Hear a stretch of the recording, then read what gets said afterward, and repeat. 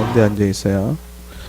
자, 오늘은 14절에서 18절 말씀을 가지고 토라의 화신이신 예수와에 대해서 말씀을 나누도록 하겠습니다. 먼저 우리가 16절, 17절 한번 읽겠습니다. 시작. 우리가 다 그의 충만한 데서 받으니 은혜 위에 은혜로라.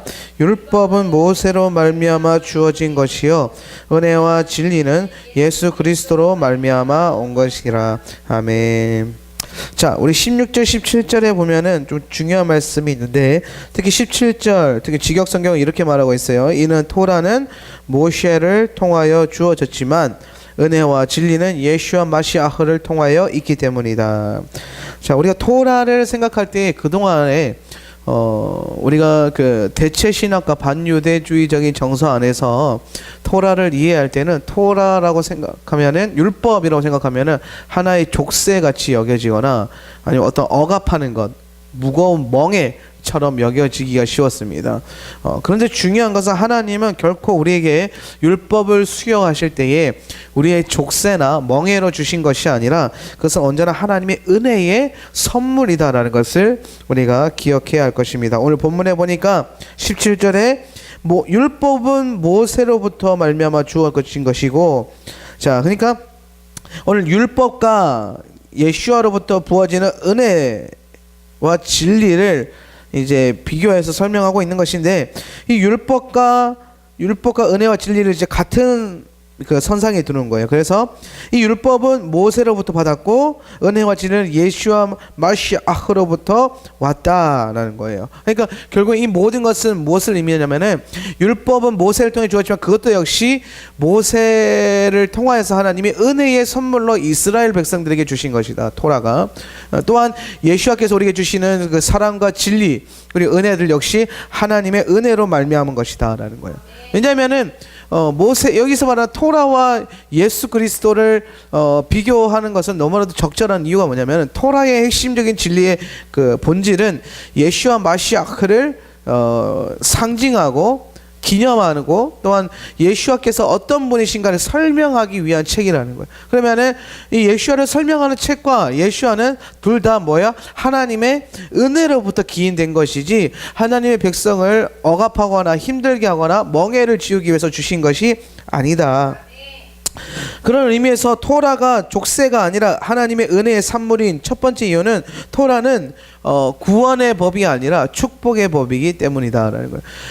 우리가 이걸 이야기할 때에는 이스라엘 백성들에게 하나님께서 토라를 주실 때에 그 주신 장소가 바로 시내산입니다. 시내산은 이스라엘 백성들 하나님께서 400년 동안 애굽의 노예로 살고 있던 이스라엘 민족을 구원하시고 난 다음에 시내산이라는 산 언덕에서 하나님과 이스라엘이 혼인의 언약을 맺으면서 사랑을 온전히 확증하면서 우리에게 주신 사랑의 언약 표시, 혼인 증서가 바로 토라라는 것입니다. 그렇기 때문에 이 토라라는 것은 우리가 이것을 지켜서 구원을 얻는 이런 개념이 아니라 이것은 철저하게 하나님 우리에게 주신 축복의 법이다라는 거예요. 하나님이 사랑하는 그 이스라엘 백성들에게 신부된 교회들에게 이 여기서 말하는 이스라엘은 또한 교회를 상징하는데 이 교회에게 하나님께서 주신 가장 첫 번째 선물이 바로 토라라는 거예요. 그렇기 때문에 우리는 토라를 행할 때에 토라의 본질은 토라를 어기면 너희가 내 백성에게서 끊어지고 저주를 받고 심판을 받는다 여기에 있는 것이 아니라 반대편에 있는 긍정형 율법 즉 너희가 토라를 지켜 행하면 너희 자손 천대까지 복을 받으리라. 할렐루야. 이것이 토라의 본질이고 이것이 바로 토라의 핵심이라는 거예요. 그렇기 때문에 우리가 토라를 온전히 행할 때 하나님이 그의 백성들에게 허락하신 그의 신부된 교회에게 허락하신 놀라운 축복의 은혜의 산물을 먹을 수 있다는 것입니다. 또한 토라를 통해서 이스라엘 백성들은 이 세상 허다한 잡족들과 이방인들과 구별되는 은혜가 있다는 거예요. 우리가 하나님 백성이 됐고 하나님의 신부가 되면 우리는 마땅히 다른 세상 사람들과 구별됨이 필요해요. 이 구별됨 자체가 놀라운 은혜예요. 왜냐하면 이 구별됨은 우리의 어떠함이 아니라 그저 신랑이신 예수아가 우리를 선택한 무조건적인 은혜 안에 있기 때문이에요. 그러니까 내가 예수와께 구원을 받기 위해서, 선택받기 위해서, 사랑받기 위해서 뭔가를 더 드리거나 행위적으로부터 기인한 것이 전혀 없다라는 거예요.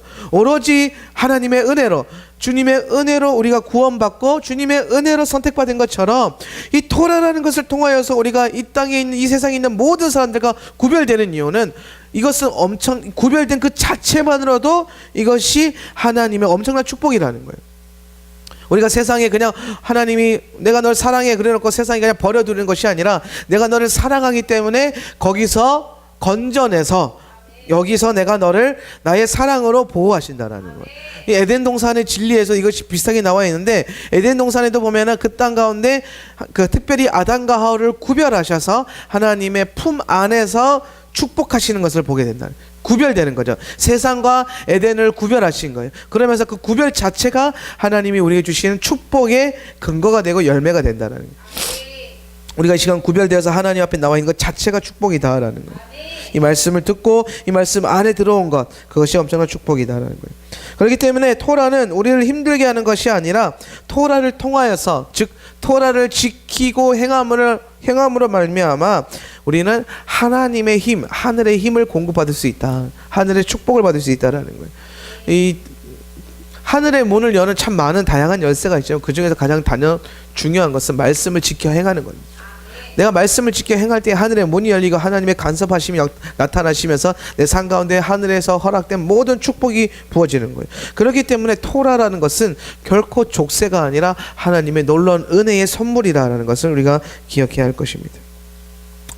특별히 우리는 오늘 이 본문에서는, 이 본문의 핵심은 토라와 그 토라를 완전히 이해하게 하시는 예수와에 대한 설명이 주된 핵심입니다. 18절에 보니까 읽습니다. 시작. 본래 하나님을 본 사람이 없으되 하나 아버지 품속에 있는 독생하신 하나님이 나타나셨느니라.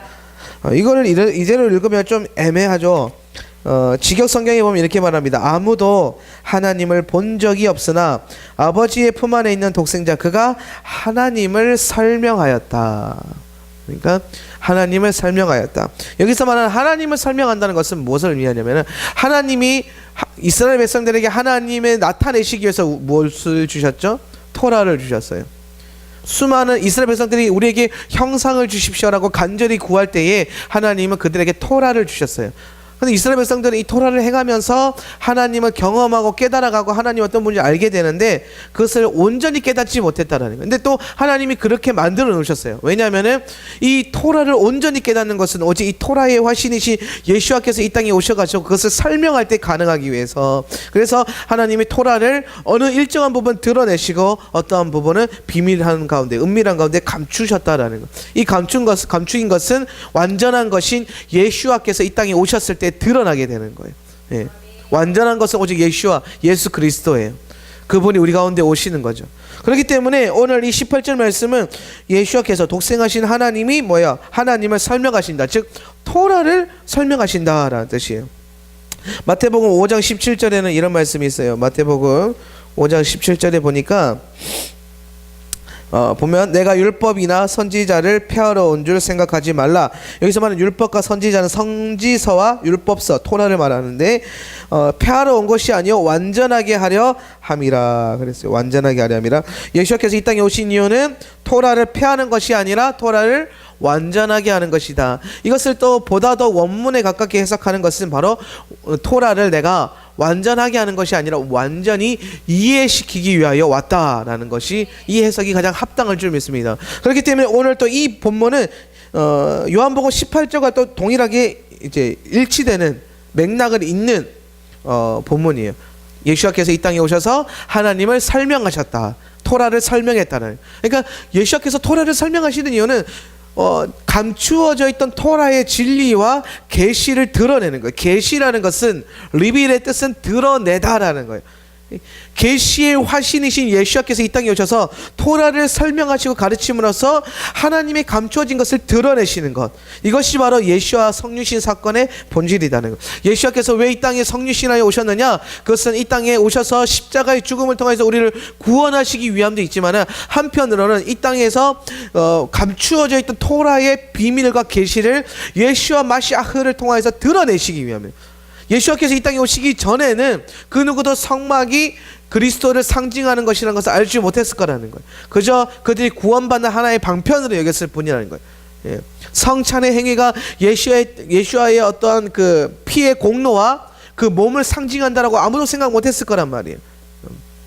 다만 창조주 하나님 앞에 우리가 감사하는 것으로만 여겨졌다라는. 그러나 예수께서 이 땅에 오셔서 그분의 죽으심과 부활하신 승천하심을 통하여서 성막이 무엇인 걸 설명하고 토라가 무엇인지 완전히 드러내시고, 또한 성찬을 다시 개정하심을 통하여서 이 성찬을 통하여서 그분의 피와 살을 영원히 기념하게 하신다는 거예요. 이것은 또한 예수와의 본질적인 사역, 하나님을 나타내시고 설명하시고 토라를 완전히 우리에게 이해시키는 사역을 하신다라는 거예요. 예수와는 토라, 즉 살아있는 하나님의 토라예요. 살아있는 말씀이에요. 그분은 요한복음을 계속해서 예수와는 말씀이다. 태초에 말씀이 계셨고 이 말씀이 곧 하나님이고 이분이 예수와다.